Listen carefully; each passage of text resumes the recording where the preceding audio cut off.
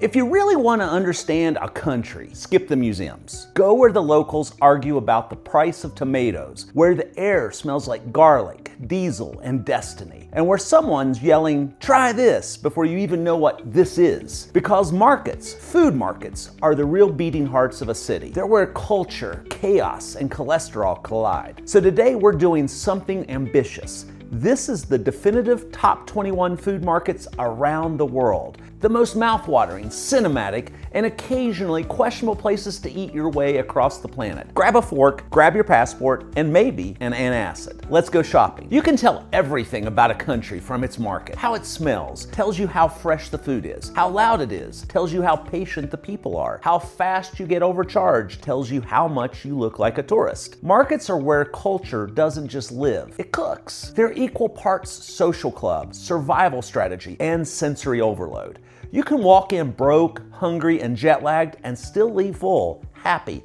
and slightly sticky. From 400-year-old European halls echoing with history to floating markets in Thailand where your dinner literally rose to you. This is humanity at its most honest. No pretense, no branding, just food, people, and a lot of yelling. Welcome to the world's markets. Let's eat our way around the globe.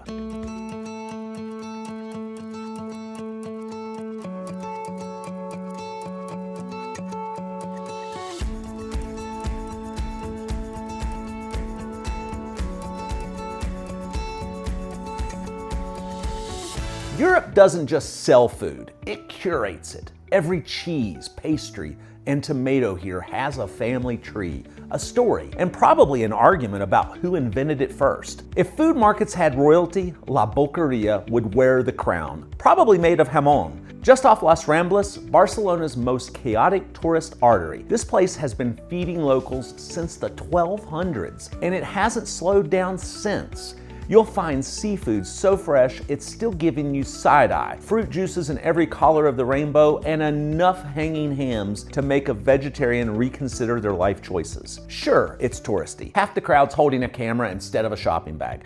But beneath the chaos, it's still real. The same families selling the same recipes for generations. La Boqueria isn't just a market, it's Barcelona's appetite made visible, loud, colorful, and gloriously unapologetic. If La Boqueria is passion, Borough Market is precision. It's London's oldest market and somehow also its trendiest. This place is where you'll find bankers in suits elbowing food bloggers for a grilled cheese sandwich that could probably qualify as a religion. The air smells like coffee, curry, and ambition. Every bite here feels intentional.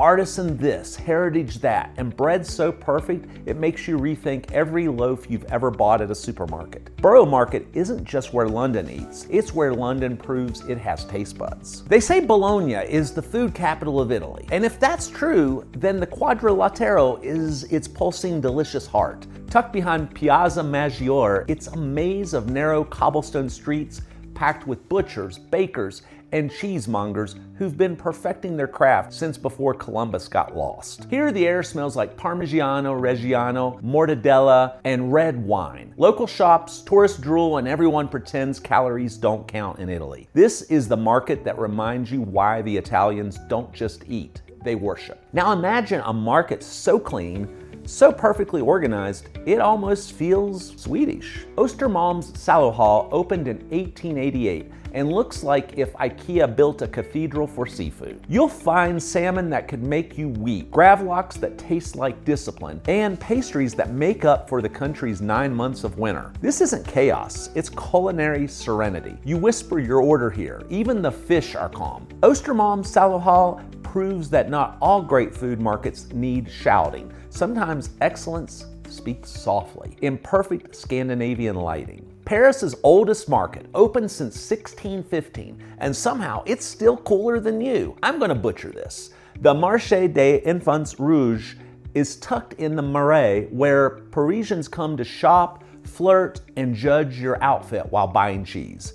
It's a mashup of French classics, Moroccan tagines, and Japanese bento, because Paris can't commit to just one cuisine. It's small, it's crowded, and it's perfect. Every corner feels like a postcard. Every stall smells like temptation. Here, food isn't just sustenance, it's foreplay. If you want France without the Paris attitude, head south. Marché des Halles in Narbonne is the kind of market where the vendors know your name, your favorite wine, and probably your cholesterol level. It's all local. Seafood from the coast, cheese from nearby farms, and meat grilled by a former rugby player named Babele, who might be the most entertaining butcher in Europe. It's loud, it's real, and it smells like Sunday lunch at your French grandmother's house if you were lucky enough to have one. Europe invented the idea that food could be art, and then made sure no one else ever forgot it. Every one of these markets isn't just feeding people, it's feeding history. And if Europe is all about refinement, Asia is about volume in flavor, color, and decibel level. Markets here don't whisper, they scream in the best possible way. This is where food stops being a meal and starts being an experience. Tokyo's Tsukiji market is what happens when perfectionism meets seafood. It used to be the biggest fish market on earth. Now the auctions have moved, but the soul stayed behind. Here, sushi isn't just food. It's a religion with wasabi communion. You'll find grilled scallops, skewers, tamago omelets, and vendors who can fillet a tuna faster than you can say arigato. Come early, eat everything, and accept that you'll smell like the ocean for the rest of the day. Tsukiji is Tokyo distilled, disciplined, delicious, and a little bit obsessive. A few train stops away, Amiyoko is Tsukiji's rebellious younger cousin. Born out of the black markets after World War II, this place still buzzes with a kind of organized chaos that makes your senses argue with each other. Spices, sweets, seafood, sneakers, it's half bazaar, half block party. Vendors shout prices like auctioneers, and everyone's eating on the move.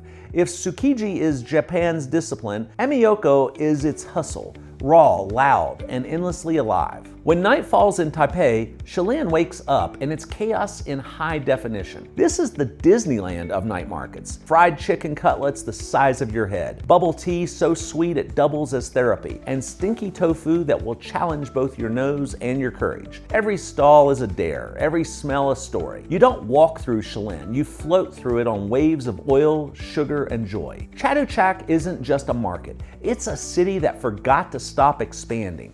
15,000 stalls, 200,000 visitors. You can buy everything from a puppy to a plate of pad thai, and maybe a new outfit to hide that food baby you just created. It's hot, it's crowded, and it's an assault on every sense you have. But the energy here, it's intoxicating. Chatuchak is Thailand's reminder that chaos can be delicious. Now, if Bangkok is adrenaline, Amphoe is ambience. 2 hours away, this riverside market is pure magic. Long-tail boats stacked with grilled prawns and coconut pancakes glide by as locals trade jokes and dinner. It's peaceful but alive, chaotic but somehow graceful. You sit by the water, eat straight from a boat, and realize this is what farm to table was trying to be. Amphoe isn't just a market, it's Thailand's poetry in motion. Before sunrise, while the tourists are still dreaming of yoga and smoothie bowls, Bali's real heartbeat is here, Pasar Badung. It's raw, local, and gloriously unfiltered. Vendors sell tropical fruit, handmade offerings for temples, fish still twitching from the ocean, and spices that could perfume an entire island. This is Bali without the spa music. Messy, colorful, human. It's where you come to see the island's soul before the influencers wake up. If heaven had a smell, it would be the Spice Bazaar in Istanbul. 5 centuries of trade still hang in the air. Cinnamon, saffron, coffee, and 1,000 years of stories. The colors are hypnotic. The flavors, legendary. The sales pitches, relentless. You'll leave here with bags full of Turkish delight and the kind of haggling confidence that could win you a used car deal back home. The Spice Bazaar isn't just a place to shop. It's where East meets West, argues a little, and then sits down for tea. Asia doesn't do subtle. It feeds you with both hands and still offers dessert. It's messy, magnificent, and completely unforgettable. And honestly, that's exactly how food should be. If Europe gave us recipes and Asia gave us spice, the Americas gave us flavor with attitude. This is where centuries of culture, migration, and experimentation ended up in one giant buffet. Here, food markets don't just feed you, they flirt with you. If you've ever seen a fish fly, you've seen Pike Place. This Seattle icon opened in 1907 and still feels like a living postcard of the Pacific Northwest. It's part seafood circus, part neighborhood hangout, and part coffee pilgrimage, thanks to the first Starbucks just around the corner. You'll find clam chowder that could convert the lactose intolerant, fruit stands that belong in art galleries, and yes, those famous fishmongers who turn tossing salmon into a full contact sport. Pike Place is proof that food can be fun, fresh, and slightly dangerous. If chaos had a flavor, it would taste like the Mercado de la Merced. This is the beating heart of Mexico City, sprawling, loud, and overflowing with everything edible, aromatic, or vaguely mysterious. You'll wander through the mountains of chilies, buckets of mole, and aisles so colorful they could cure seasonal depression. It's not tourist polished, and that's exactly what makes it perfect. It's real Mexico, fiery, flavorful, and unapologetically alive. Oaxaca doesn't mess around when it comes to food, and Mercado 20 de Noviembre is its holy ground. Step inside and the first thing that hits you isn't a sight, it's the smell. The Pasillo de Humo, or Smoke Alley, is lined with grill masters, cooking tlayudas, chorizo, and smoky cuts of meat that could make a vegan start second-guessing life choices. It's rustic, rich, and full of soul. Every bite here feels like a centuries-old recipe whispered straight into your mouth. High in the Andes, just a short walk from Cusco's Plaza de Armas, sits Mercado San Pedro, a masterpiece of organized chaos designed by Gustave Eiffel. This is Peru on display. Tropical fruits from the jungle, Andean potatoes and collards you didn't know existed, and ceviche so fresh it might still be swimming. Locals shop, tourists marvel, and everyone ends up smiling, probably because altitude makes you hungry. It's humble, historic, and unforgettable, like a culinary time machine built out of iron and energy. If tango had a smell, it would be this place. Opened in 1897, Mercado de San Telmo is old school elegance meets South American soul. Iron arches, antique stalls, empanadas sizzling on hot griddles, and the sound of someone strumming a guitar just out of view. You can buy vintage cameras, leather boots, and the best choripan sandwich in the hemisphere, all without leaving the same block. It's not just a market, it's Buenos Aires, confident, nostalgic, and always ready to dance. If Bogota has a stomach, this is it. Palo Camal isn't a market, it's a full-scale ecosystem. Before sunrise, the city's chefs, grandmothers, and hustlers all meet here, pushing through aisles of tropical fruit, seafood on ice, and flowers so bright they make the sun look underdressed. You'll see butchers swinging knives like percussionists, vendors shouting prices like auctioneers, and the smell of empanadas pulling you in like gravity. It's real, raw, and unapologetically Colombian. A reminder that the best meals in the world usually start somewhere loud, crowded, and slightly slippery. The markets of the Americas don't ask for your attention, they demand it. They're wild, proud, and full of stories, each bite a fusion of every culture that built the new world. This is food with history and a little swagger. If the markets of Europe are about legacy and Asia's about adrenaline, Africa's are about life itself. They're not curated, they're not staged, they are the community. Everything happens here: food, friendship, gossip, survival. This isn't a market, it's the heartbeat of a continent. Step into Gemma El Fana and you'll understand why Marrakesh is called the Red City. By day, it's a sun-soaked square full of snake charmers, musicians, and vendors selling everything from spices to snake oil. By night, it transforms. Hundreds of food stalls light up like a carnival of aroma. Kebabs, tagines, couscous, and mint tea poured with the drama of an Olympic event. You don't just visit Gemma El Fana, you surrender to it. It's part marketplace, part performance, and entirely unforgettable. A few hundred kilometers away, Casablanca's Marché Central is the quieter, more grounded sibling, the everyday market where real life happens. No snake charmers, no theatrics, just locals bargaining, laughing, and loading baskets with the freshest catch of the Atlantic. Grilled sardines sizzle beside heaps of olives and oranges that taste like sunshine. It's Morocco without the postcard filters, pure, authentic, and irresistibly human. If Gemma El Fana is the show, this is the soul. In Africa, food isn't just something you buy, it's something you share. Markets here don't sell products, they trade connection. Every meal is an invitation, every smile a contract. And when you leave, you realize you didn't just visit a market, you met a piece of humanity. So 21 markets later, we've crossed continents, cultures, and caloric limits. From Barcelona's hanging hams to Bangkok's floating seafood buffets, from the precision of Tokyo to the chaos of Mexico City, every market tells the same story in a different accent. We're alive, we're hungry, and we're in this together. Markets are humanity's original social network. No algorithms, no filters, no fake profiles, just people trading food, stories, and smiles. You can tell how a city loves by how it feeds. And whether it's a Michelin-starred chef in Stockholm or a grandmother frying empanadas in Bogota, that love tastes the same. And of course, we can't forget the real hidden gem of global cuisine, Antarctica.